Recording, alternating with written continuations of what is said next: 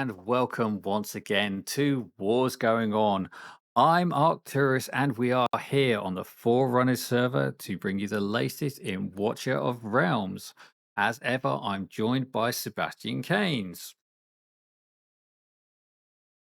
Well, hello, everybody. You usually say something else, something else on top of that. That's an interesting introduction.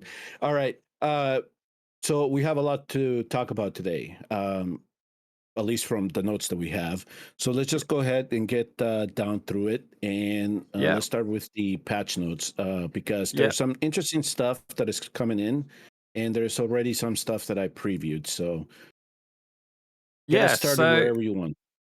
absolutely. So, well, what I would normally say is that obviously do remember to like and subscribe and get involved down in the comment section because it really does help grow the channel. And I do know that a lot of you have joined, and this is your first episode, sort of like since the last one, and you'll get to see how we go about things. And sometimes it's a little bit chaotic, but that's part of the fun of this. Okay, Yeah, so let's just before we jump into uh to the patch notes, just briefly, I just want to shout out Prospector. Thank you very much for him sharing to his community everything that we're doing here, and he told everybody that we were going to have a 1,999 W gold giveaway, not 20,000. I have no idea where he got that. But yeah, and I saw that you got a little bit of a spike, so that definitely helped out. And I hope that some of you stick around and find the information useful. And like you said, we show you stuff that we see in here on Forerunners, and we kind of give you a heads up of the red flags and what to look out for, and the good things that are also might be coming in. So and the that's bad. essentially when in the bad. So that's when Arturo says here we are here in the Forerunner server. It's just because that's where we want to really focus on, and that we want to show you what it is that the developers have in mind to bring into the global server, so you are prepared when the stuff rolls out. And then there's some that you need to save and keep, like the mats, the forging mats, because we had here in Forerunners the opportunity to play around with the exclusive gear before it came into global, and we were able to give you a heads up and say, hold on to your mats, don't forge them because all this stuff is coming in. Just little things like that is what's going to eventually be able to give you a better gaming experience when this stuff goes on into global. So when we say here we're going to go over the patch notes for Forerunners, is because we get them in spurts. So they kind of roll out weekly, and we get to test them out. And then once they hit on global, they all hit in one batch monthly. So Yeah. that's how essentially things play out between Forerunner server and the global server. Yeah, and it does make a difference because we do get the opportunity to feedback to the devs on certain things. So both Sebastian and I use our dev contacts where we spot stuff that isn't working properly. And hopefully, sometimes they take it on board and they make changes.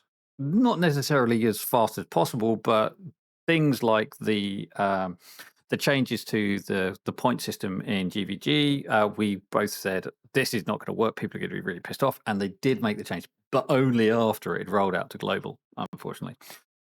So anyway, Forerunner patch notes. This is an interesting one. So first of all is Init, the reward you get for getting to the end of the Odyssey. His basic attack now introduces a damage reduction element of 30% for 2.5 seconds, which is really nice because previously he didn't. Everyone was saying he was a bit lackluster, and they've also buffed his talent going from 20% to 25%.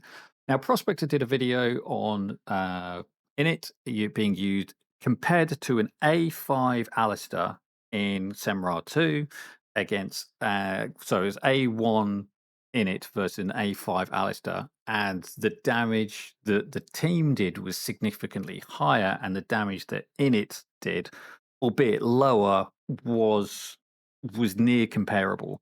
It was like 6 million difference in damage over 60 million 60 million points of damage into Semra. So over the course of a long battle, yes, Alistair probably has it, but that was an A5 Alistair. Not many people are running A5 Alistair. So he's definitely been made a big improvement. If you haven't watched the video from the prospector yet, do check it out. I'll stick a link in the description. It's a really nice buff for him. Hopefully, we will see the benefit of that. Now, the next one in the patch notes was optimize the description of all support heroes with rage regen effects. And I'll just dive over and show you that in the gallery because it's quite a nice one to sort of lead in with. So, Eloin on global, clicking on the right one. It says that it's much more woolly in its description of this. It says applies a rage regen to allies every 5 seconds, or it goes down to like every 3 seconds. But this is really, really nice. So, I've actually changed the wording of that. I hadn't spotted that. 0.2 rage regen per second. Takes effect only when a stronger. So you can't double up Eloin and Hollow anymore. That's interesting. I didn't think you could to begin with. I think people were trying to do it.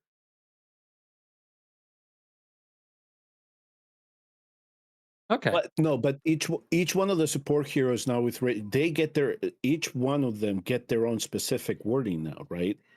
Yeah. At least that's what I saw on the test server. Yeah, so restores 0.2 rage per second on that. So the other one who's a rage regen hero, we've got Hollow and Talula are the other ones. Down here. So Hollow 0.6 regen per second. Yeah, you're right. They've all got different descriptions. Yep. Mm-hmm. Okay, that's what I'm seeing in the test server. You're correct. Yeah, so can I just say that this is absolutely horrendous for anyone who runs a website maintaining this data, because now you can't use the rage regen elements as a unique identifier because it's going to be all screwed up. Anyway, this is what we needed because we knew that the rage regen that each hero applied was different, right? Yeah, definitely. And I always had my doubts about having two heroes and doing it at the same time because I never thought that it was stack. I never saw the difference. So that makes sense to me. I know that maybe some other people may have had a different perspective on it, but now we get a very good idea exactly how the rage regen is working for each one of these heroes, though. So that was a neat little tool now that we can use to understand exactly how these heroes do what they need to do. Just Laya applies rage regen as well. So 1%. So overall, the strongest rage regen per second is Laya, but she's only applying it during her ultimate. Yes, correct.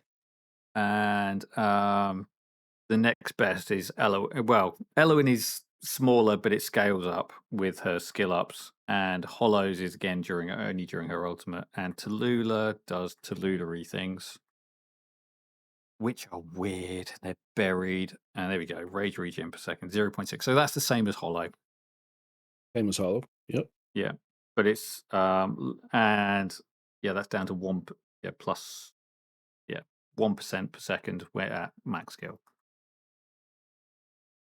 So that's so I was gonna ask if there is if there's a nice little tool that you can use to filter by rage regen that we could use. Well, in fact, that's another element that's come into the patch notes, which is really, really good. So if we come down into the heroes pages, now you have this thing called, this is what it looks like at the moment on global, standard thing. But now you'll notice this thing called tag filter. So you click on this and it brings up all of the tags for the heroes. Now, I'm not going to say that this is exhaustive because we just did a quick test and some of the heroes that do inflict true damage aren't showing up as true damage heroes. So Zilla2 doesn't show up as a true damage hero, despite the fact that everybody knows she inflicts true damage. Yes, she does. So if you come in here and we go Rage Regen, come on, Cost No, regen. I don't see range regen, but that's something that we There, can suggest they could add. A range boost? No, that's not it. no range boost. It should be here. It should be here. There's cost regen, there's invisibility, but this is where it should be. Fast regen. Honestly, No, that's look, different. no. Hmm. Devs, if you're going to Yes. introduce tags which go for these things, you've got to be an exhaustive list. You can't do a partial list because that's just a waste of time for everybody and it pisses everybody off. Right. No, not there. Okay, fine. I apologize. Rage regeneration was not the perfect example to introduce this little feature, man. Oh, no. How about defensive dispel? So yeah, so this is one that you definitely need for Semra. So obviously you've got Eloin, you've got Dasomi, you've got Midan, you've got Nisandi, and Perfect.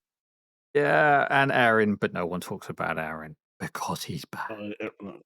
He dies easy. He's bad. Okay. Back to the patch notes. Oh no, that was it. Yeah. Whoops. Okay. So I'm in a love-hate relationship with Moonton right now, so I'm not feeling too bad about it. But that just shows that they need more tags in there. There's a lot more stuff that we need to be able to sort our heroes for, especially when we're looking for specific stuff. So hopefully down the pipeline they add a little bit more. Yeah, it's definitely a nice feature to have.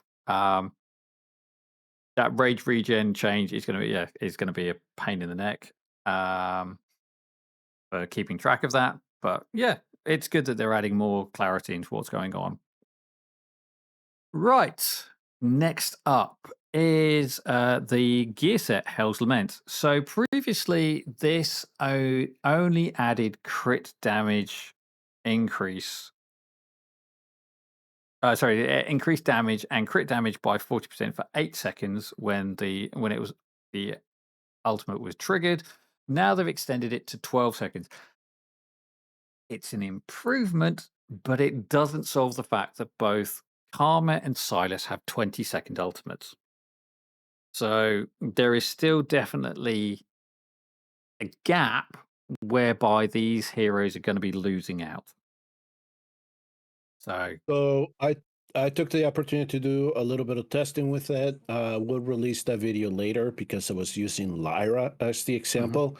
And no, I'm still not convinced that this set is going. I'm gonna give it up for Soulborn Arcana, for example. It's just not enough damage is coming from it to justify switching to it. I think I don't know if there's going to be a hero that eventually down the line comes that will benefit from it, but as of right now, I'm having a hard time finding a hero that said, "Yep, no, we want Hell Laments on it."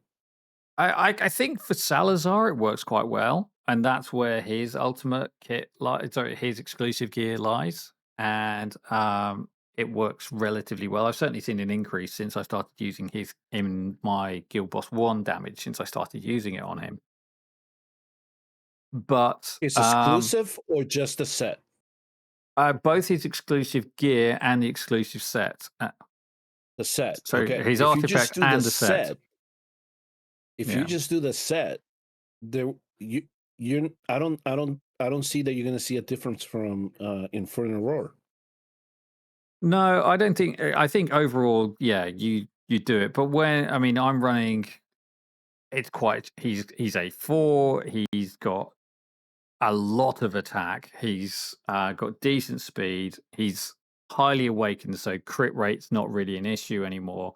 He's got decent rage regen. Plus, he's got his artifact. I mean, he's quite a chunky boy. Yeah, you have too many variables. Just do the set, and you'll be able to tell right away. Not with all this other stuff that you can add on to it, right? So, okay. So based on the testing I did just with Lyra herself, no, it's not. To me, I'm not going to be convinced that many heroes are going to benefit from this set. Not even with this extra 4 seconds added onto it. No, I think it's definitely one for people who have instantaneous ults and who can cycle their ults very, very quickly. It might be good. But yeah, for the majority of heroes, it's still lackluster. Okay, increased number of We need to. recommend. Do you think that it needs to be to full 20 seconds, or that does damage need to increase a little bit? Because critical I damage of 40%, that's a lot, but the Yeah. overall damage, I don't know if 30% is enough to make this viable at all. I don't know. Well, I think it's Maybe go up kind to of, 20 but so seconds. if you're increasing crit rate, you're increasing both crit damage, so your damage and crit damage, you would probably find that it's on paper, the damage is actually higher than Infernal Roar and probably close to a maxed out Soulbind Arcana. But it's the fact that it's so limited to 12 seconds because it's going to be very, very peaky in its damage increases. And we know that from the game, I don't think that there is eventually the amount of crit damage that you stack on a hero eventually plateaus on the damage that you're going to get, right? Yeah. The increase from going to 300 to 330 is not going to be the same as you go from 330 to 360. So we're getting additional crit damage with the set, and then some of the exclusives is coming with the main as critical damage. Mm. So, like, how much crit damage can you put on a hero before you actually see where you start losing on the benefit? It's just, I don't know, something needs to change about this T3 set just to make sure that it outpaces the Infernal Roars or the Soulbound Arcanas.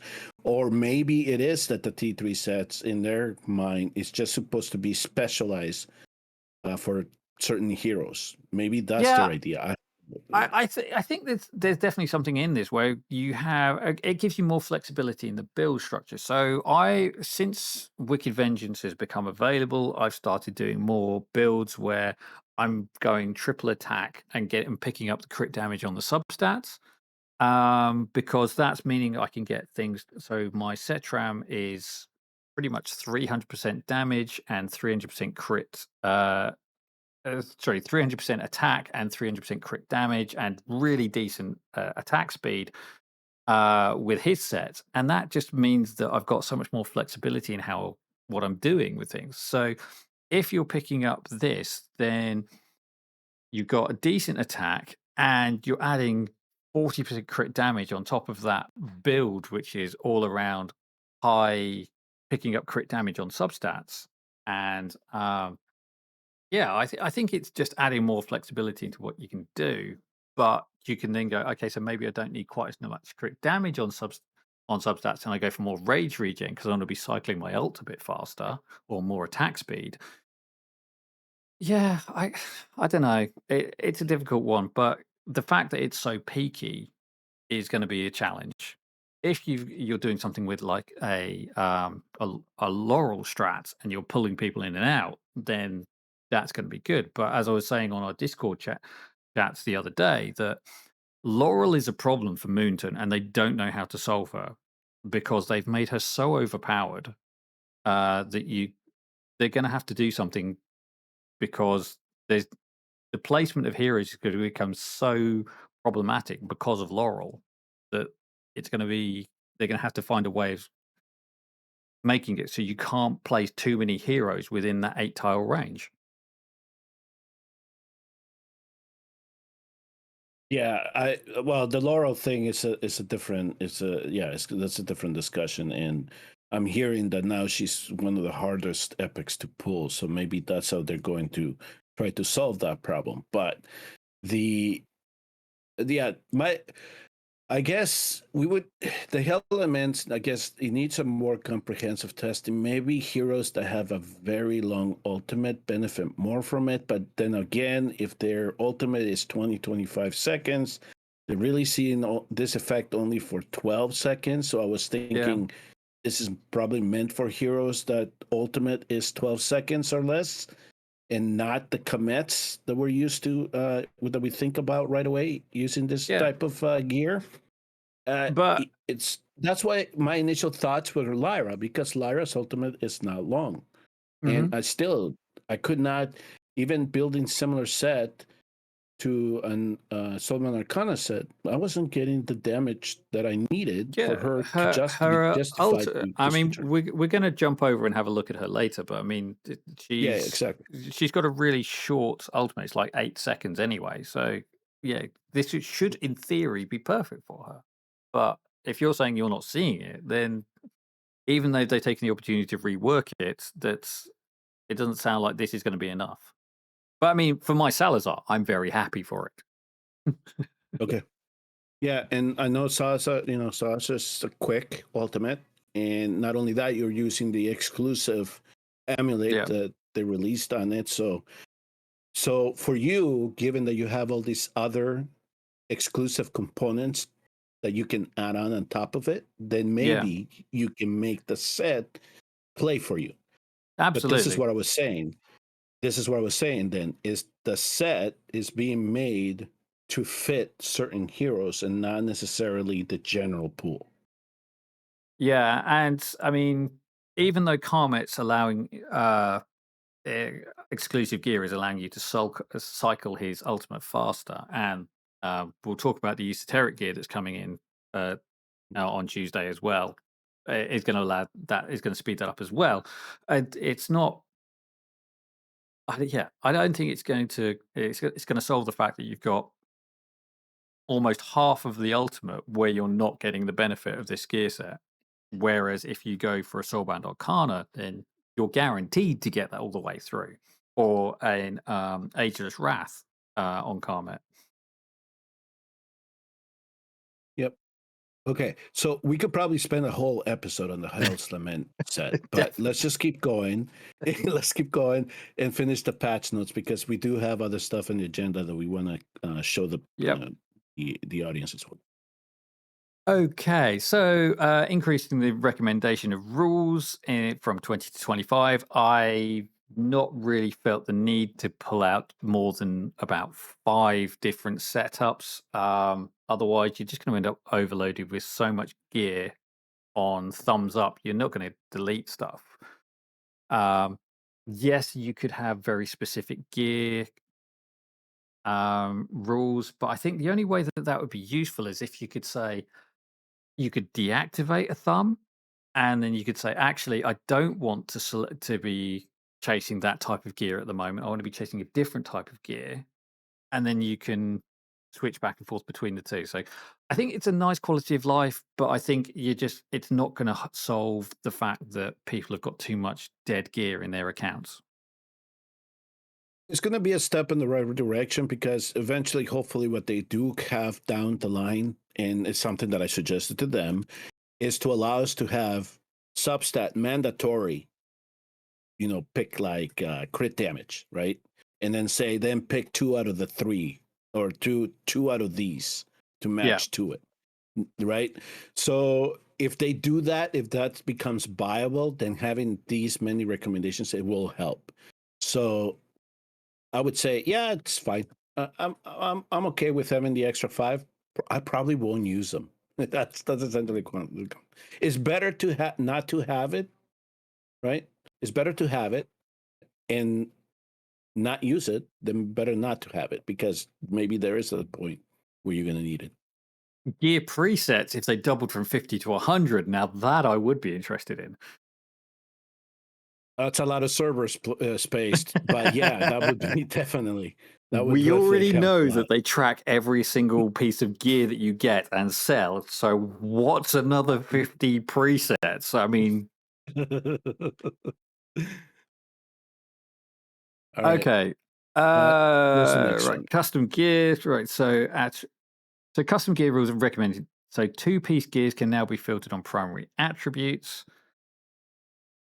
Okay, so primary attributes in the recommendations. So you can now split because previously in the recommendation settings, it would only preset both of them together. So it's a attack and HP.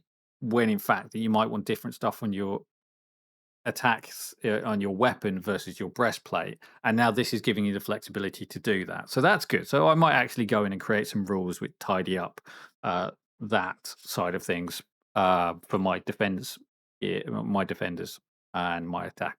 My attack is pretty much the same stuff. But yes, the defenders who are going to get the most benefit from it. Okay. Optimize the process of equipping gear on heroes. Players will no longer automatically see the hero list after equipping gear. Yeah, so that's a minor issue. I think it's a nice quality of life, but I don't think it's game changing at the end of the day. Exclusive gear WoRs. piece. Sorry? In GBG, this is going to help. In GBG, because in GBG you would put the roster down and then you would then go change the gear, and if you go back to the roster interface, the heroes would disappear, and you're like, no, bring them back. This is what I wanted. So I hope that helps. That I know in Guild Wars was where it annoyed me immensely when it did that. It returned the lineup back to the original, Yeah. and that's like, no, I don't want that. And I think Arena was doing it as well. So as long as that is done, like you bring the heroes I that don't you think want, that's what it's saying. leave them there. I don't think that's what it's saying. Yeah. I think this is going to be a Moonton special where your interpretation of what's written there is different to mine. See, and this is what happened, folks. He always does this. It's like, no, you gotta speak Moonton. I don't think that this is what it is. And I was like, no, I was hoping that was it. Players will now automatically return to the hero list after equipping gear. Yeah, so that's the players. It doesn't say that the hero lineup will be the same as it was when you went away. I think this is going to be. Man. Yeah, I think they're still going to screw you, man. You destroyed my hopes. Okay, so exclusive gears. We're going to talk about those in a minute, so I won't spend too much time on this. Gear icon areas. I've not spotted this, but maybe they're removing that silly, stupid plus from the T1 Mythic gear because it looks stupid. But yeah, gear icon areas have been fixed. Find them, enjoy them. Moving on. Regarding the takeover stuff, that's more early gameplay, right? Yeah, so I believe in the first couple of stages of the campaign, if you're struggling to defeat a stage, you can press a button that says takeover mode, and it basically sends a message out to your friends list, and it says such and such would like you to do the stage for them, and if you do it, it then replays it to the person who requested it at ×3 speed. Perfect. So yeah. And then optimize some combat performance details. I'm really hoping that this means that they sort out some of the multi-stage bosses because they were pretty annoying, which is why I'm still stuck in chapter 9, part 2. Right, guild. Corresponding team's garrison map during the guild war preparation phase. Now, Sebastian and I were discussing this offline before we started recording. We're both guild leaders, so I'm the guild leader. He's the vice captain, and we see the sort of the top level view of all the heroes, of all the heroes who were deployed, all of our teammates who were deployed. Now we since they introduced the little inspection icon, which lets you see how heroes are deployed, that has been present. The question is whether this is available to all of our allies, all of our guildmates, and we think that this might be introducing that to our guildmates so that they can see the little inspection tag during the preparation phase without having to go and do a friendly face-off against them to see what their lineup is. Yeah, that was my postulation because in the global server, that's what we see. Is there during the preparation phase, we do not have the magnifying icon, so we cannot see the formation that our guildmates are running. So I think that that's exactly what they were going for. We'll see if that is it, and if that is it, be great because now we don't have to jump out and then go to friendlies to see what that player actually put up as a defense. Yeah. Okay, so moving on with the hero tags, we have shown you briefly already. So now you will so we've shown you half of it. We've shown you the ability to filter, but what we haven't shown you is what the things actually show you. So now you can have a look at the tags themselves and see what it says. So obviously it's multi-target protection, team protection, ally buffs, range boost. So there's lots of all the tags that were there have now got a bit more explanation added to them, to a bit more flavor text, give you an idea of what they actually mean, because some of them were a bit useless, and I know that they've removed some. So damage escalating was one that was used a lot, but they've now removed that. That used to be on Calypso and Trusk, and they've taken that one away. Yeah, so right. So we've shown you the filtering by hero tags. We've already said it's not an exhaustive list. It definitely could be improved. It's a good start, but it's going to be interesting to see how that plays out going forwards. Vibration alerts on when background fight and auto fight end. I have noticed this. If you're playing on mobile, obviously, if you're playing on PC, you're not going to notice this at all. But you now get a strong vibration if you're running an auto battle in the background and it ends. It pops up.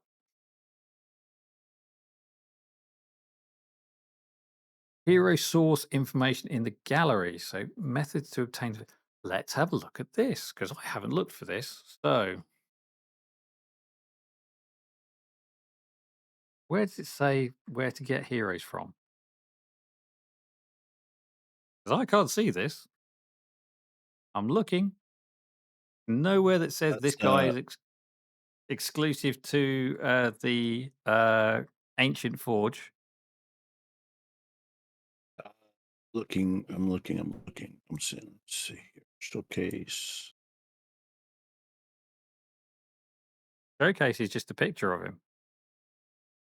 No. I'm talking to myself right now, but I am looking for it. I'm looking for it. So, they got the so I think skin this stab. this is what we've intended to introduce. Doesn't look like they've actually introduced it. I don't see it. Like I was going for an ancient hero. Well, that's why I went to don't see it. Lagaru because he's right there.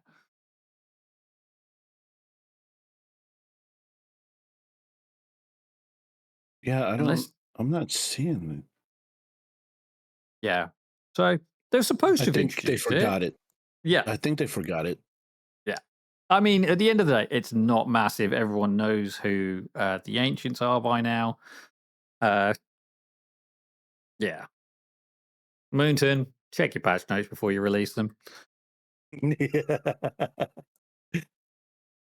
you're Right. making us look bad here. No, I forgot to check that actually. I know I saw it and I was like, well, for me, it probably wasn't applied because I know where every hero comes from now. But yeah, the fact that they listed it and it's not there, that does not make them look good. No. Removed the mythic gear from auto fight. Now,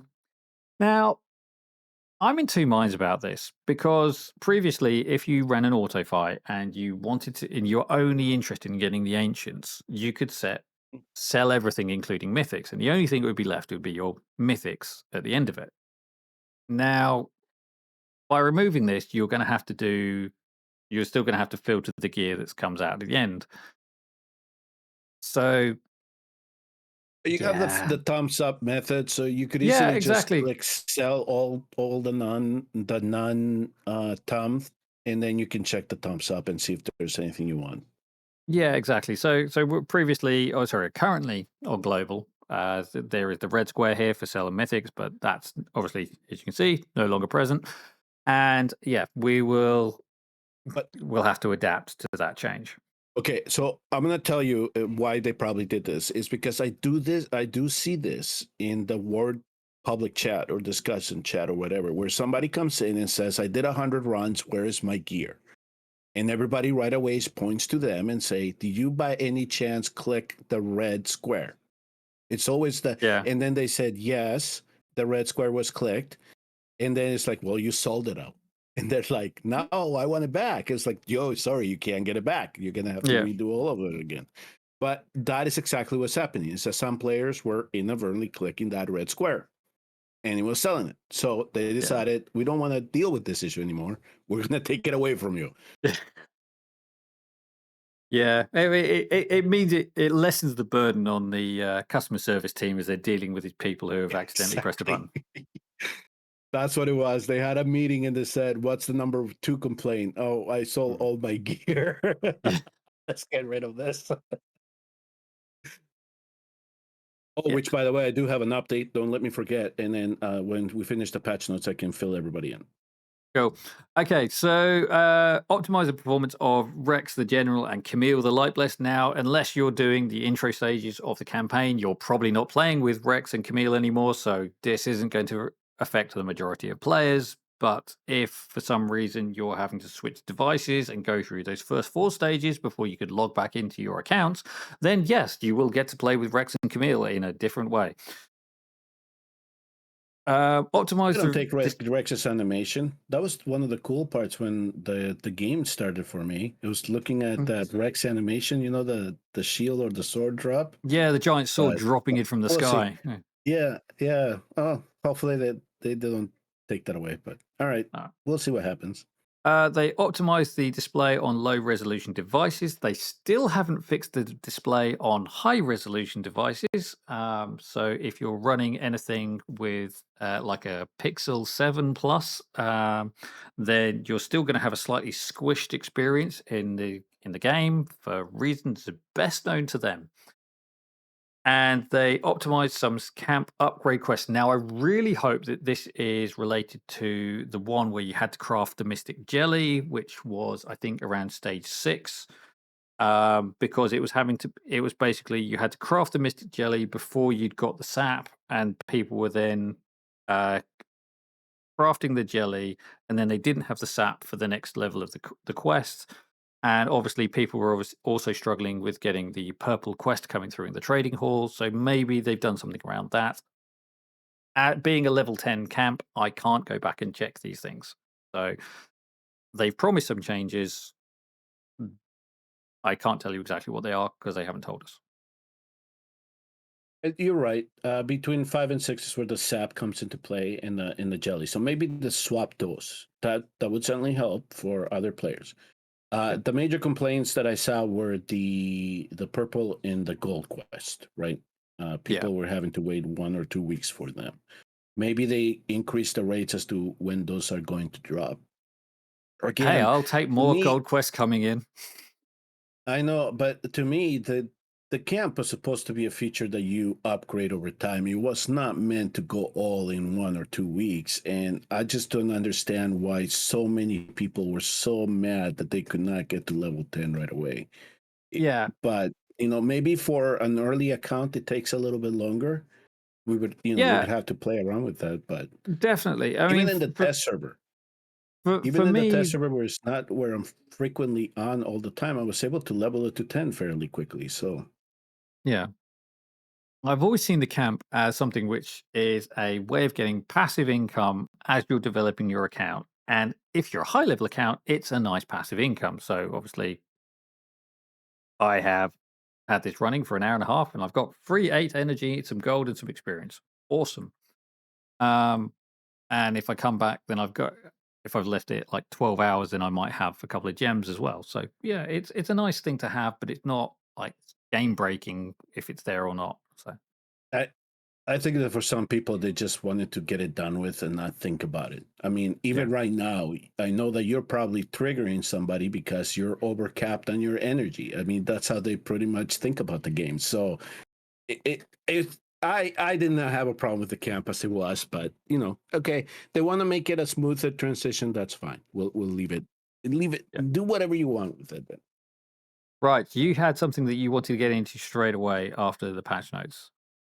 Okay, so last week we were talking about bugs that were being annoying to us, and the one of the ones that we highlighted was the interaction going on right now between the Wings of Grace and the Invigoration sets.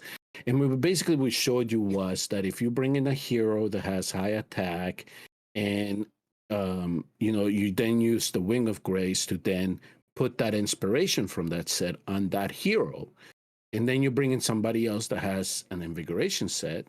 What it's going to try to do is, because it says it's random, but as many times as I try it, it always seems to target the hero with the highest attack.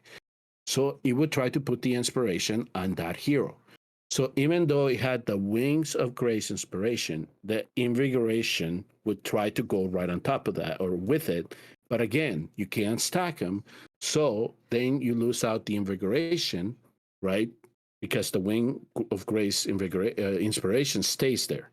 So you lose out the inspiration and invigoration because it goes to that hero, and it misses out on the other heroes that you might have on your field. So this is why I then tell you all, be very careful about your placements.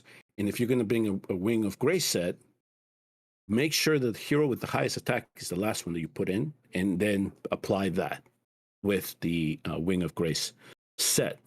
And then eventually what I found out too is if you bring two people with Wings of Grace set, and that second hero range is long enough to cover the highest attack that also has the Wing of Grace, is going to then try to put it on top of that hero. So it didn't benefit me, especially when I'm bringing healers that have a very long range, to bring two Wings of Grace sets into the battle.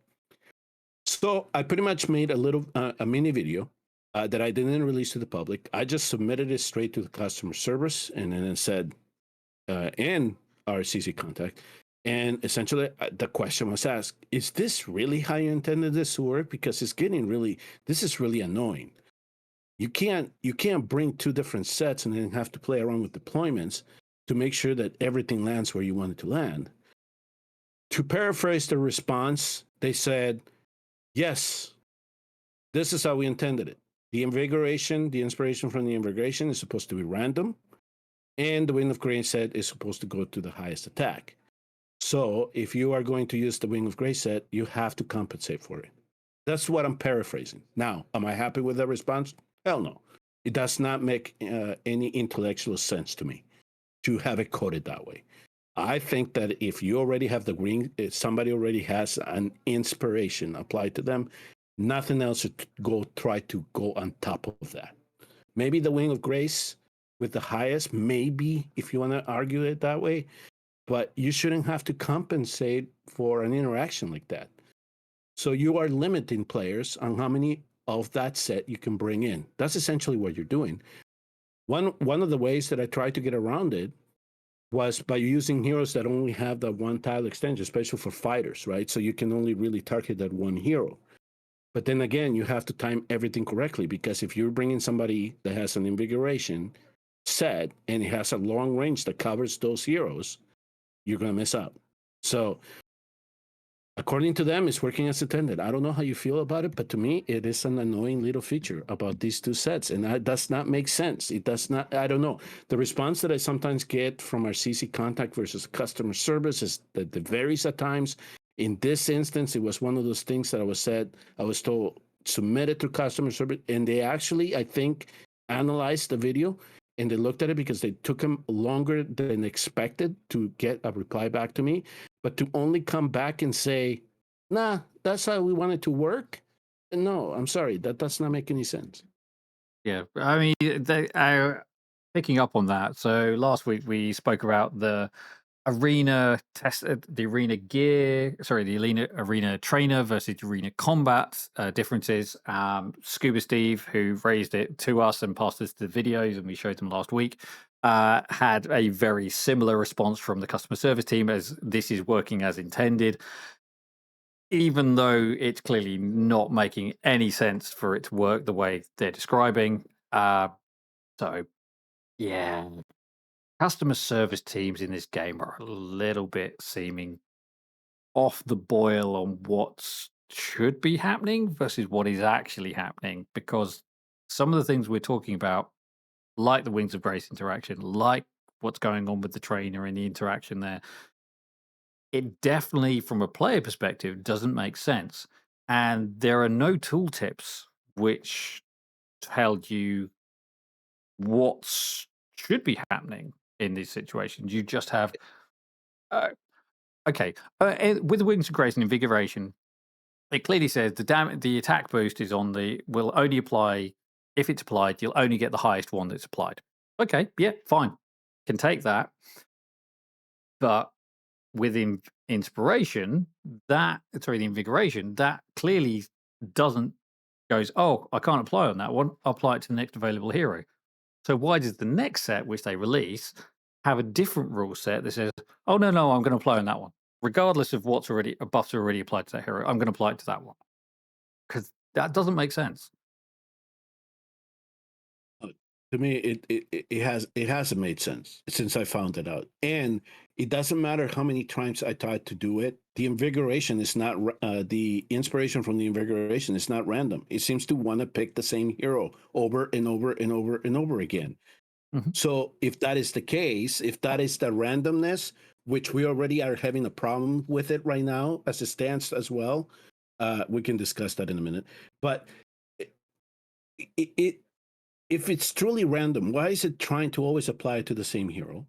And I think that you can say code it to say, oh no, I already see an invigoration or an inspiration there. Right. Let's not put it on top of it. There's no need to go here. So I don't know if I missed my if they missed the explanation, if that made any sense to them. But to me, to come back and say no, that's supposed to, that's how it's supposed to do that. No, it doesn't. It does not make sense. So this is again, we always joke around about you speaking Moonton and all this stuff, but in these type of situations, when we have somebody like myself or we have somebody like Scuba Steve trying to really provide a lot of video of evidence of things in Arena not working as they say that it should. Yeah. And they come back and say, no, that's how we mean to make it work. Come on. No, there has to be a level of quality control. We had an episode on this. There has to be a level of quality control that they have to set for themselves and not just throw it and hope that it works. Yeah. Which leads us nicely into the next topic, which is Arena Gearlock, which is still not working as intended. So what and this is coming on the 9th to the global server, and people are going. I don't know. I hope they fix it soon. But I'm gonna let Arturos speak to his theory as to what is actually going on with this stuff right now, because I can tell you that when we had the switch here in Forerunners between anti-air and single target, I did set up one hero. To make sure that they were on both the same team. And I think that what Arturos picked up is happening. And if this is how they intended for this to work, get ready, folks. Get ready. It's going to be a cluster of. Yeah. So Arena Gearlock is still being a pain in the bum. I was had a bit of a mixed week overall, and I was coming to the end of the previous round that we had this week. Just remind myself what it was. It was anti-air. So coming to the end of anti-air, I got my team sort of settled. I have a pretty fun Kai team that I like to run. He's A3. That's what makes him fun. And I'm pushing about 507k BP on that, and it's a really nice defense. And so I thought, okay, well, I'll get myself set up for the changeover. I'll set my AoE Arena team up, and I changed it. I changed all the gear. I moved gear from the anti-air team to the AoE team. I went through a trainer mode. I picked save and upload, and then I went back to I went away from Arena for a while. Came back, and I had loads and loads of losses. And I checked with my guildmate, what can you tell me what my defense team is showing in anti-air? And they said, oh, it's this. And it's like, it shouldn't be that because I'd already uploaded for this. So what I think is actually happening is they are expecting you to have 15 gear sets available for your different teams. And when you press save and upload, it saves and uploads for every single one of these teams. So if you're using different combinations across these heroes, across these teams, expect them to get screwed up if you change stuff. If you're moving your Ivar gear to Praetus, in this example, then you're going to get screwed. And yeah, it's a mess. I do think that that is what's going on, because one of the things, if those of you in global have not seen the honors gauntlet, and the honors gauntlet requires you to gear 18 heroes for you to be able to play that mode. You have to have 18 heroes with 18 different sets, 18 different artifacts for you to be able to play that.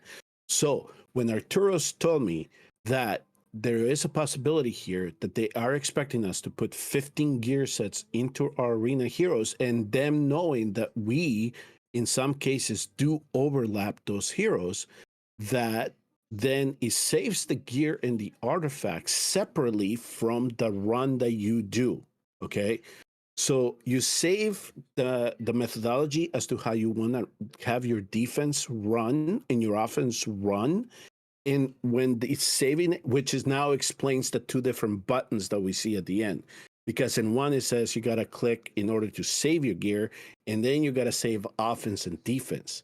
So I think that the way that they coded this is that it takes the snapshot of you doing your run, and then it looks at the gear and then saves that, right? So when then you then save your gear, now it goes and looks at your whole panel and then applies it. In the tooltip, I didn't see that. So if you see it, Yeah. you let me know. But So all it says I think in the instructions is you can select your lineup. Yeah. It doesn't say that how the gear lock works anywhere in the system. So I'm not surprised by this finding. And I actually, what I did for my last one is I saved it, make sure that all 15 had some type of gear set, because I just want to see if it does come through at reset, and see if that's indeed the case. But our warning to you, those in global, is when you do your runs again after the update, and do make sure you run them again after the update, because here in Forerunners, we saw it all just get goofed up again. Even the timings, they're just goofed up. That we had to go in and redo all of ours again. And luckily for me, then, because I was running a couple of heroes, the same through two different modes, I know that they're going to be geared the same, but just make sure all your other heroes are geared just to be safe for now until they fix this. Yeah. Basically, even though it offers you a gear lock, it will definitely offer you an offensive gear lock. It's just on defense, it's really, really sketchy. Yeah. So I think that there are three different parts as to how it's saving this. It's saving you run on offense, it's saving you run on defense, and then it's saving the gear, the snapshots of the gear.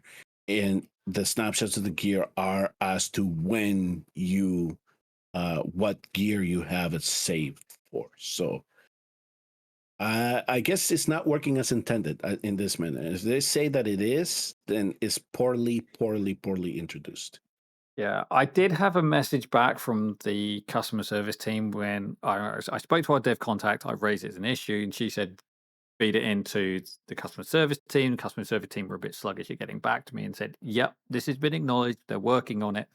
And then they rolled out the patch on Thursday, and I went to do a battle, and it said, oh, battle data has been corrupted. You need to redo it from scratch, which made me think, okay, so they've acknowledged the issue. They're doing things again. No. Still a mess. But at least now I have a better understanding of what's going on, so I can compensate for it. And I'm now, because of what I've done, I'm now confident to move the gear off my AoE team. But yeah, it's really, really sketchy. Because it doesn't say anywhere how it works, and you're relying on people like us and other CCs to tell you this is how it works. So to close this out, to Moontan, hey, we gave you a heads up, and on the 9th, when you roll this into global, and then as people start setting it up for the week after, you're going to be hearing a lot of my defenses are not set like I set them. My logs are all losses. You get ready for it. This is not set correctly. There's something missing in the background with all the saving and stuff. So next up on the agenda was the new exclusive gear. So let's get straight into this. So what we Yeah, have this should be are quick. yeah. We have lots of, so we have two of the new types. So we have two pieces of gear for the esoterics. So these are one in the Cataclysm and one in the Hell's Lament stage. So we have, yeah, so basically it's increasing the rage regen by 8% from the heroes. So obviously these are on the rings. At the moment, the bangle for, currently have a bangle for Karmet. So this means that you can equip both at the same time. Karmet's bangle also increases his rage regen. So this is meaning that you can have both of these equipped, further increasing his rage regen, which makes him more viable outside of teams where he's not running the Lord. And yeah, it's a nice feature in terms of the Cataclysm. It's nice to have. I mean, I guess it fits in with the Helga sets. So yeah, again, more rage regen on Helga means that she's cycling faster. So yeah, it fits in quite nicely there. Um, don't really have much more to say on that because there's not many esoteric heroes who've got the gear at the moment. But I think, yeah, I think for Armor, it's a nice one. Obviously, we had our big debate about this gear set overall at the moment, but we'll, yeah, and we'll have to see how it plays out. But it's still very, very peaky, and I don't think there's anything more we need to say on that at the moment. And again, the main stats and the substats are always going to be the same, so you are kind of restricted as to who you're going to apply it to. So the esotericists, that was my summation. It's just if you want to increase the rage of your heroes a little bit quicker. And one of the things that I thought right away is you can use it as a broken piece if you want it for a support hero. If you're trying to clear something where you need that rage to come back quicker. So that's essentially what you can possibly use that for. Yeah. Okay, so next up we've got the Infernal Blast. Obviously this fits in very nicely to their kit. It fits into sort of the Lord skill of the of Twin Fiend and Solcadons, where you're increasing penetration on the ultimate attack. And so here you're increasing crit damage by 15% and penetration by 10% when the ultimate is cast. Again, it's not for the full duration of the ultimate in many cases. Obviously, you've got Zilitu, who's a 30 to 35 second ultimate. So that's like a tiny portion of her kit. But again, Zilitu being Zilitu is just pretty nuts anyway. So yeah, it's Yeah, I think that for this one is the penetration. So if we can yeah, take advantage of that, definitely. And if one of these sets stats work well for some, I'm going to say the Cataclysm might come into play a little bit more than Hell's Lament. But if we can, if one of our infernal heroes, like Lord Finesse, who has dual designation? Is it of the new ones? Igiri. Yeah, Oh no, and he's that he's one. not into he's not into No, not finish. infernal, but Yeah, we have all these different heroes coming in, and so if they can take advantage of this, yeah, definitely. I would definitely like to. I'm doing some tests here. I think it was Lyra that I was yeah, doing this with, and so definitely if I can get her damage boosted with this set, then yeah, there's a little bit of a benefit to do it with the Cataclysm set. Uh, but yeah, it's just that anytime we see penetration, right? And this is why sometimes we want our DPS to go to A4 because we get penetration, right? We get more damage. So this is what I'm looking forward to. So for Infernos, I'm highly optimistic, especially in the Cataclysm. yeah. I definitely think that that's going to push the Infernals to uh, Infernals at A4 are definitely going to get the benefit of running this set, and you're going to see them probably start to peak over the current Infernal Raw on those heroes because of what they're offering. Obviously, a lot of Infernal apply Burning, and Burning and Infernal Raw don't work well together. So hopefully, the interaction between Burning and Cataclysm will be better and we'll see an overall better performance on those heroes. Next up, we have the Nightmare Council. So this is very much taking Toreador's leader skill, and it's adding a 5% chance to deal bonus damage one time. I think 5% is pitifully small, and that needs to be looked at again. But that's what it is. But yeah, I mean, it's a chance. I mean, it makes it more like a piece of variant gear because it's so low. Yeah, one chance, 5%, one basic. I guess it all depends on the hero, right? I can think of some Nightmare Council heroes that could benefit from this. So again, we'll have to test it to see how much of an effect this actually has on it. But maybe just getting one, in a prolonged battle, getting like 10 extra attacks is enough to increase the damage, especially for those heroes that have a good basic attack, and the ultimate just makes it a lot better. It accentuates it, right? Okay. Yeah, Toreador. I know you pulled up Toreador, and that was one that I was thinking about too. So just for comparison here, so when Toreador's the leader, the faction members have a 30% chance of dealing an extra hit. Okay, so I guess they can't boost it that much more because it's the Lord skill is only at 30%, so you can't have it too much higher. Otherwise, it'd be overpowered. I don't like it. I understand why they've done it, but it just seems lackluster. Yeah, I mean, like I said, if the Cataclysm set or overpowers the Soulborn Arcanas or the Infernal Roars that we have, this is just an added benefit, right? Yeah. Again, this is all testing and see if there are some heroes that benefit from it. And then we can assess if this extra hit of damage does do what we need it to do.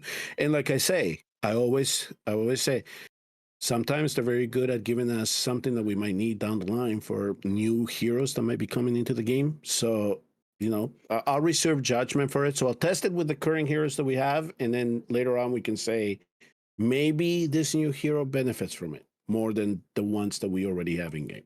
So there's a lot of different ways to think about this. Okay, so next up we have Star Pieces, which is again on the Cataclysm and Hell's Lament sets, again with the attack bonus and crit damage pieces. This is a flat increase of 8% damage, anti-air damage. Fantastic for Air Arena and Gear Raid 3. It's going to be really nice there. 8% damage is 8% damage.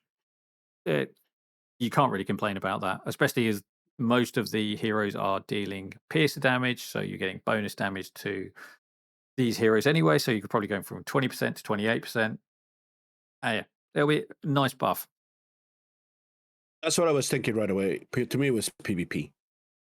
Because that's where we encounter mostly air units, right? So I don't know too many of the latter stages, especially once we start getting very good gear, where we need to contend with a lot of air units. But my first thought was, I think that they probably just made this for some type of for PvP, especially when we're dealing with flying units.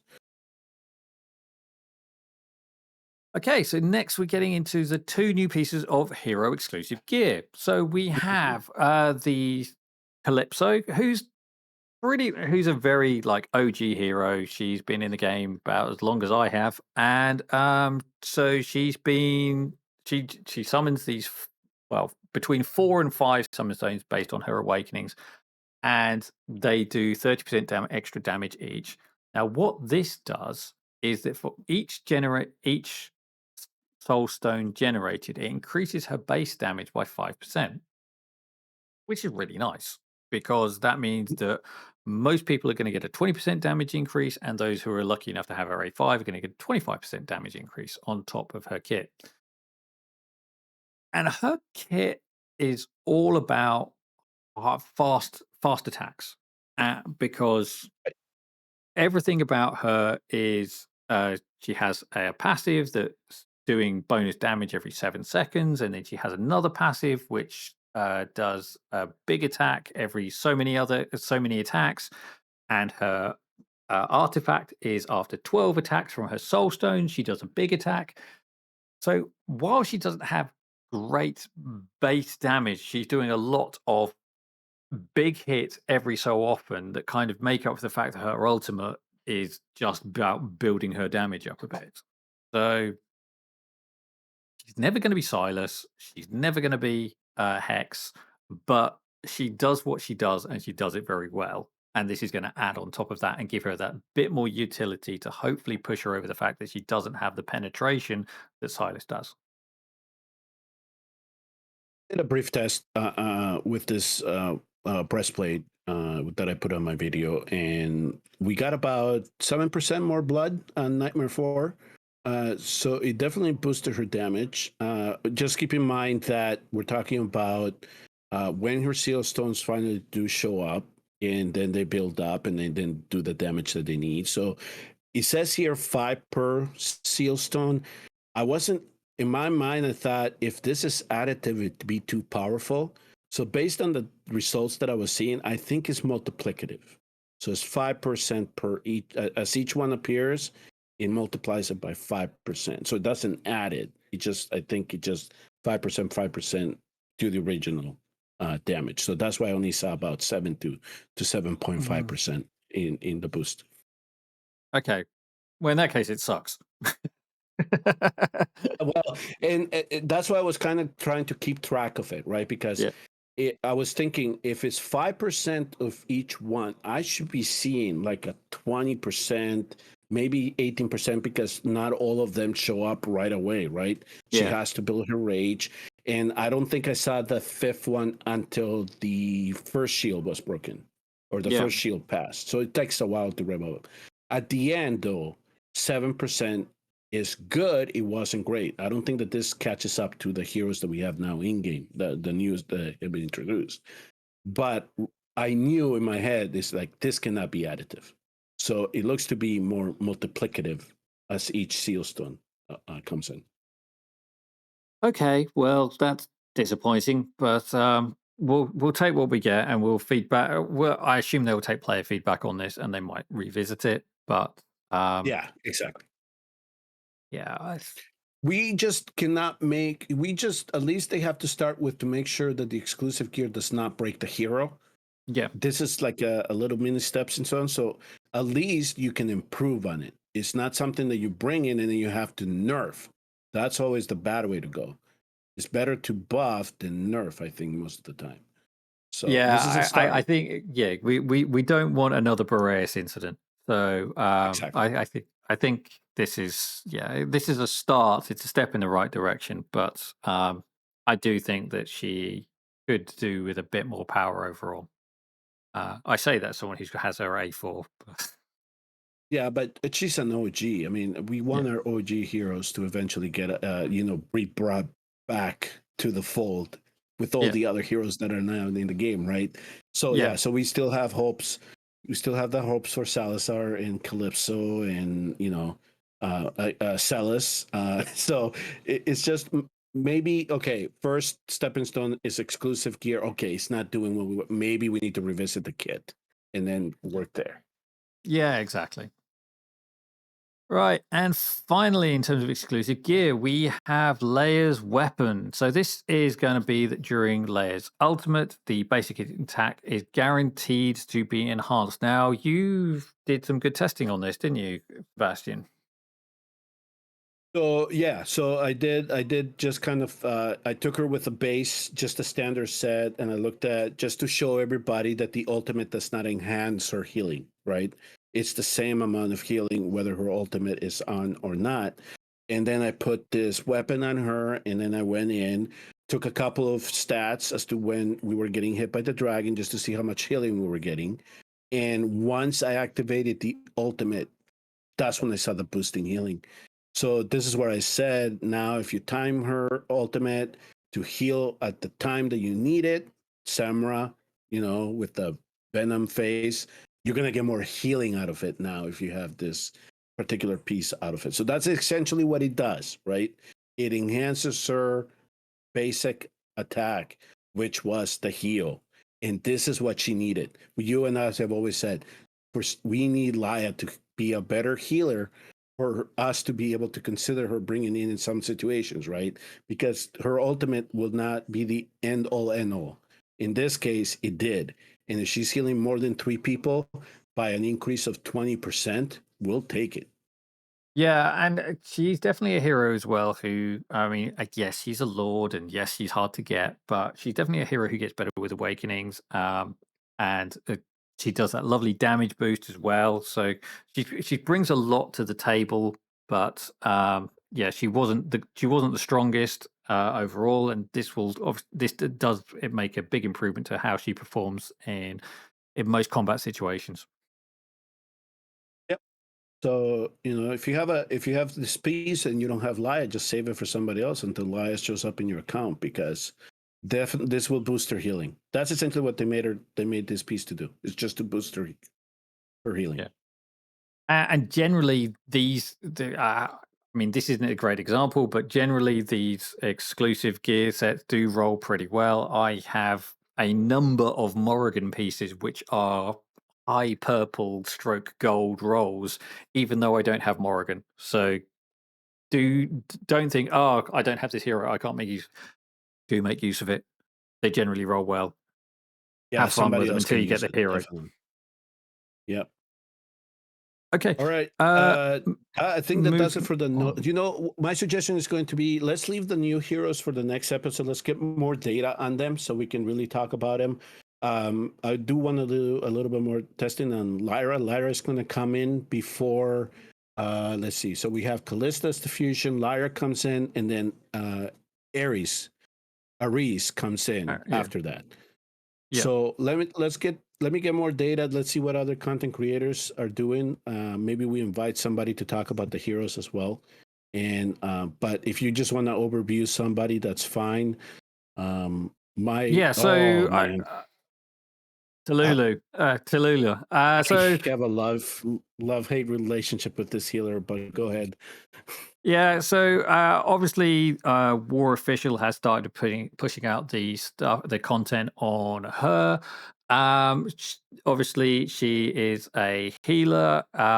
She's a butterfly-inspired healer. She has a number of butterflies that she summons on.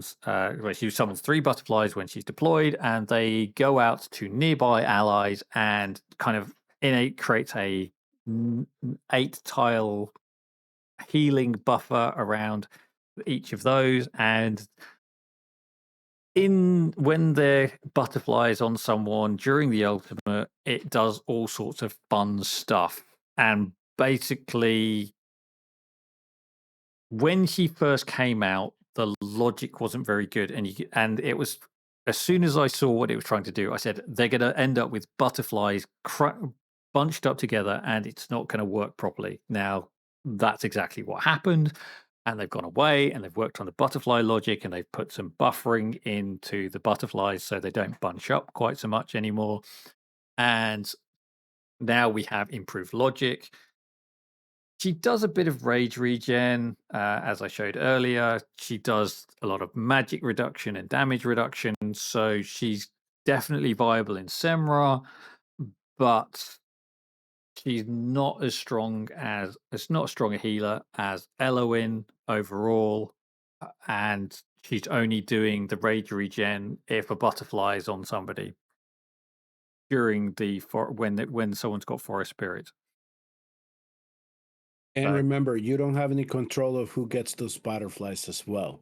So one of the things that I've noticed, at least in the brief, and this is why I haven't released a video on her, because I'm having a hard time saying go for her.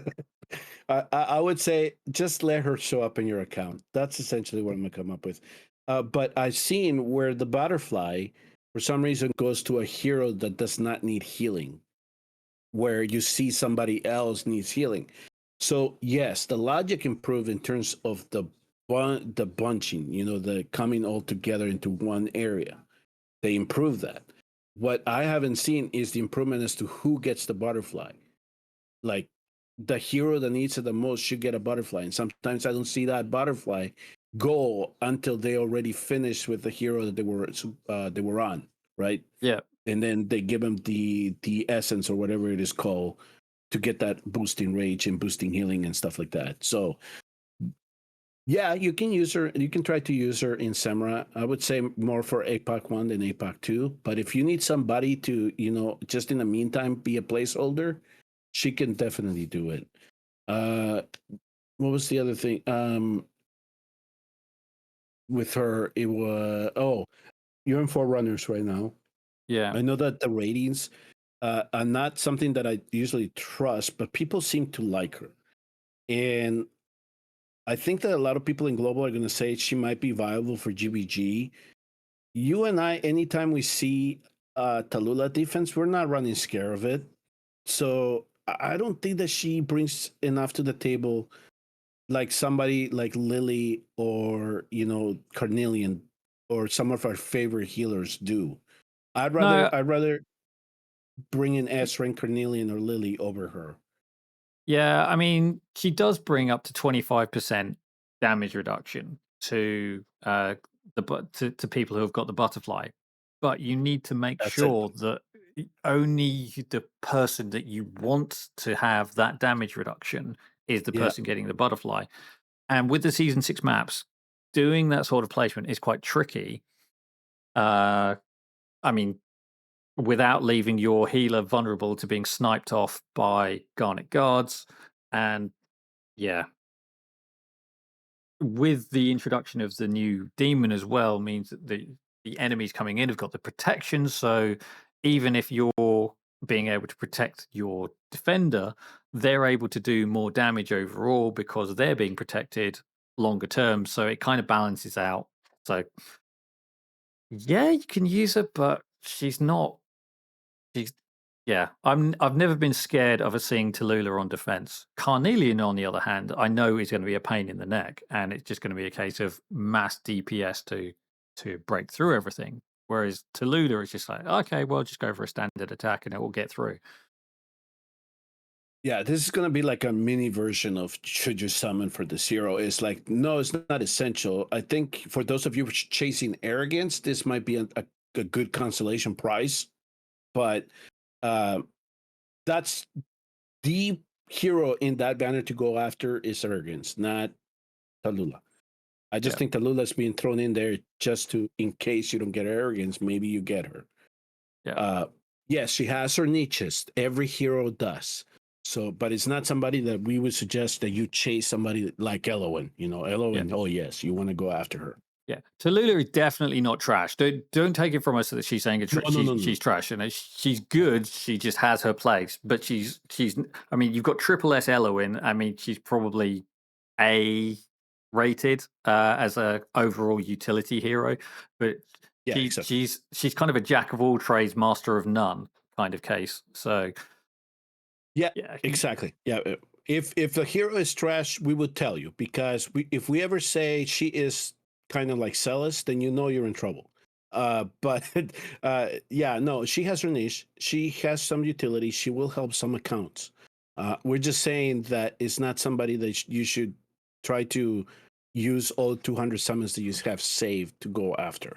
If you're going for arrogance, sure, yeah, it's a nice consolation prize.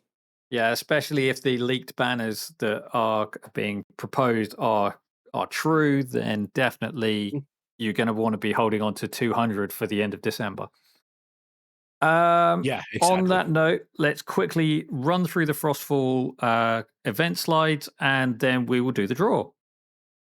Okay, go ahead. Okay, so these came up the other day. You've probably seen them in your in-game notes, but massive rewards for the Frostfall events. So it's going to be a chance to win up to 127s. Chances are you're probably going to get about 30, because these things are always heavily weighted, and you'll get lots and lots of shard fragments, and you might get a couple of actual stones out of it, but you'll get some. You'll get an opportunity to get some free stuff, which is always good. Next up on the slides was introducing the Jamboree events, including a Frostfall shop, which will give the opportunity to get an unpolished legendary soulstone. Pay attention to those because they're always good. And Lyra is coming. So we kind of mentioned Lyra. She's an interesting hero. There's test server for the test server content creators such as Sebastian have started to do some playing with her, and there will be more content coming out regarding her soon. Interesting from what I've seen so far, but we'll see. One of the things that's coming out is the opportunity to choose a summon hero. You're going to be able to have pretty anything except Lord and event exclusive heroes from the standard summon pool, not the ancient summon pool, are going to be available. So any hero who you really want. So, for example, if you were chasing a Hex or a Silas because you needed them to sort of get a bond skill going, then you could put them on that pool and you could go for the rate up on that hero when you're trying to draw for Lyra. Yeah, this is standard. I've seen many other games do it, and those of you that are have played or are playing Raid Shadow Legends, you know that they have this pickers now, where you can boost the rates for particular heroes that you want to go after. So I think that this might be the first tryout. Hopefully down the line, we have something that is a little bit more progressive, so you actually have the chance to pick up the hero. But this is a good start. I like this idea. Yeah. Next, we've got Callista, who's an interesting fighter with pushback. I'll save my arguments for when she actually appears. We do a more in-depth talk about her, but for those thinking that you'll be able to stick her behind a tank and use her pushback in Gear Dungeon 2, not unless she's heavily awakened. Not unless she's awakened. She won't do the job with A0. But she is free, and she does come with an artifact that boosts her number of people that she can push back. So, and you can't complain about a free hero, and she definitely looks good from what we've seen so far. But she's not going to do everything at A0. Yeah, if you want to go have a sneak peek on that pushback issue, you're welcome to go watch my video. It's up. You can kind of I'll go over why you would need that first awakening if you want to solely use her for the bottom. The other thing that I was noticing too is that number of units that are getting pushed back is really hard to time. That the second Banshee is really hard to time it because you have to make sure that you kill that Banshee before the Psychophants show up. This is where the artifact will come into play as well. So a lot of, I would say a lot of RNG with her to make her the MVP for Gear Dungeon. And given what I illustrated, maybe they change her later, but we'll have to find out exactly what it is that the developers were thinking about when they put the kit together, as they did. So next, we've got Talula, who we were just talking about. Ares, who is an interesting looking fighter for the Esotericists and Watchguards. Yeah, he's definitely going to have some utility. He has a bit of a Lady Alexandra about him in the fact that he can target a unit anywhere on the map and then do some damage to them every so often. Yeah, anybody that people can pick on anybody. I just don't know exactly how the AI selects as to who he goes after. If it's like the highest unit with the HP or the highest unit with attack, it's all stuff that we need to that I need to learn. Yeah. We have Lyra's lingerie selection for an available skin to buy. That is a spicy skin. Hey, you know what? It plays to some people, so I don't blame him. I mean, they had the survey. They released that survey about the skins, right? They asked their opinions about of yellow with skin. So if you haven't done it, I suggest that you go in there. It's global only at the moment. It's global only. Right? Yeah, so it's interesting. I would say go ahead and look at it and see if there's something that you can have your say in terms of which yellow and skin that we pick up, but. that was one of my comments. It's like, I know that you guys like this stuff, but slow it down. Well, I mean, I remember people when Anora came out that people were some people saying, "I can't. I'm going to have to stop playing this game because my religion doesn't let me like have Yeah. overly sexualized exposure to stuff, and this is too much." So I thought they tamed it down and they'd removed the butt wiggle animation when you selected her for a couple of months, and recently it's reappeared. So I don't know what's going on there. So anyway, we have this coming. It'll probably be $30, 30 quid, because that seems to be the price they're going for these heroes, for these skin packs at the moment. So we have Talula in purple. We have Praetus as he's crossed over to the Chaotic Lords because he's wearing black. He's being edgy. And Laurel has daubed herself in pink skin tones and stopped being a green elf. She's now being a regular elf and she's wearing a purple frock. So, yay. I mean, in terms of likeness, I mean, Prettiest on the dark mode, sure. It's an interesting take. How I am with the skins is like, if the pack is good, if there's something else in addition to the skin, yes. But if they would just be selling the skin and it's on their own, no, Yeah. I wouldn't even touch it. Yeah. No, this is where the skin shop falls down. If they if the skin shop actually resold the packs, then I think that would be more interesting. But the trouble is this: if you Yeah. don't get the skin at the time, the skin shop is really, really expensive to just get the Yeah, skin. exactly. Yeah. Okay, so So next these are all the skins that they're thinking about releasing, or what's this? no, all so about? this is basically them saying you get to choose people get to vote on which is their favorite hero, and then that hero will get to be the one who gets a skin. Now, this is what I didn't quite understand: is that commanders, so players, get to complete a certain number of votes, will receive the Hero of the Year skin voucher. But yeah, so I don't know if you get the vouchers or people have to vote for your decision. It's really not clear what the plan is here, but they're basically saying you're going to be able to get a voucher for a a free skin if you do an event. Okay. All right. But that's his 2025 anniversary celebration. So you might not even see this until July. Yeah, okay. My question was whether they should be adding heroes that they already have skins for, or they're going to double dip if, let's say, who has a skin that is on that list? No one on that list currently has a skin that I can see. Okay, so are they saying that they expect Eloin to win, and that's why they're asking us which skin do we want, or I'm just it's going to be a while before we actually see the results from this, though.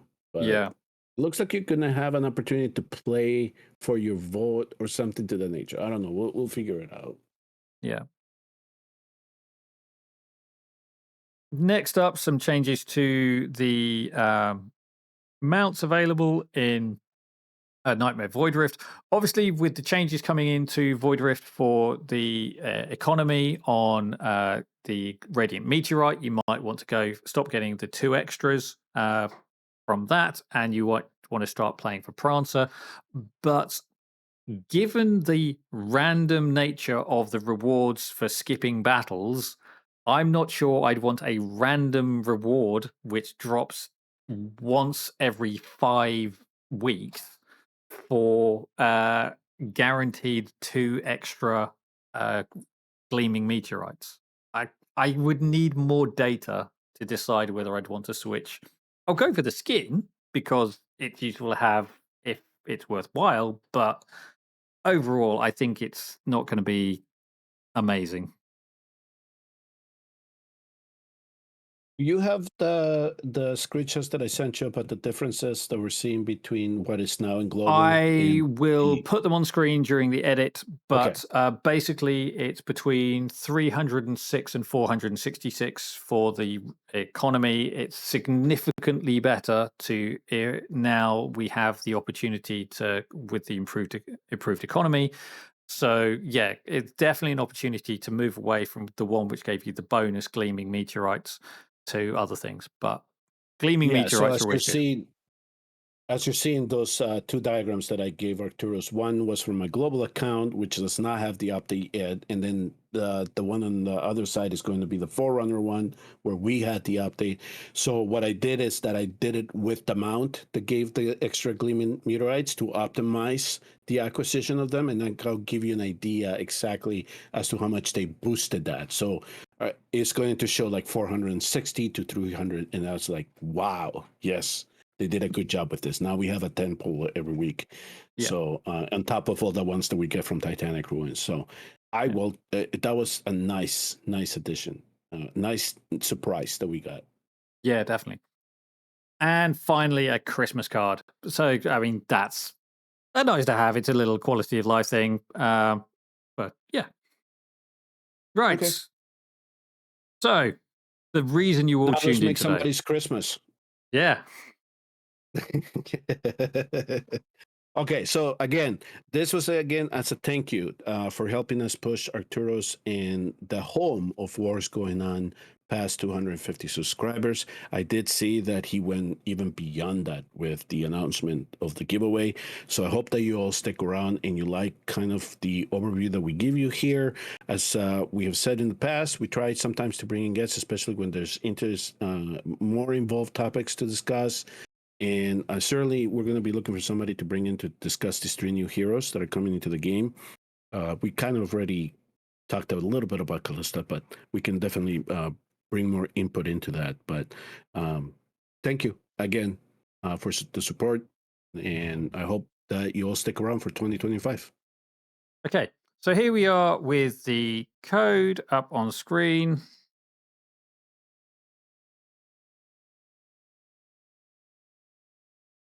I'm going to click fetch. I'm going to change that to a keyword filter. Keyword filter is arc. Arc to 50. Duplicates are disallowed. There we go. Waiting for the comments. Any eligible? There we go. So walkies 2 on 5025. You are the winner. Okay. All right. So we got the congratulations. So here's what's going to happen. Arturos is going to copy paste that account number, server number. He's going to send it over to me. I am going to let the video publish, and then I will then run the purchase and then have the W goals sent to that account. And then what I'll do is I'll contact this person on the comment section and I'll ask them to verify that they receive it. Okay. And then we'll be all set. It'll be very simple to do for me on my end. We just got to make sure that it gets to you. Okay. Cool. Thank you very much, everyone. Once again, do stick with us, and hopefully you will join us more in the new year. It's going to be a little bit quiet over Christmas and New Year. We do have a plan for next week and maybe a mini episode between Christmas and New Year.